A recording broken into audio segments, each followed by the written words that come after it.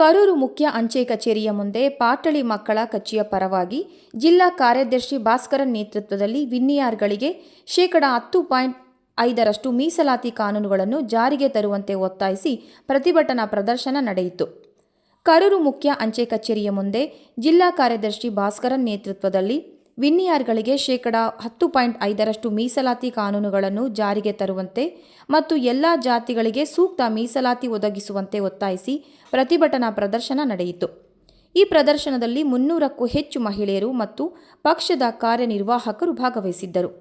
ಅವರು ಕೈಗಳಲ್ಲಿ ಫಲಕಗಳನ್ನು ಹಿಡಿದು ತಮಿಳುನಾಡು ಸರ್ಕಾರದ ವಿರುದ್ಧ ಘೋಷಣೆಗಳನ್ನು ಕೂಗಿದರು. ಜಿಲ್ಲಾ ಒಕ್ಕೂಟ ನಗರವಾದ ಪೆರೂರಿನ ಪಕ್ಷದ ಕಾರ್ಯನಿರ್ವಾಹಕರು ಸಹ ಈ ಪ್ರದರ್ಶನದಲ್ಲಿ ಭಾಗವಹಿಸಿದ್ದರು.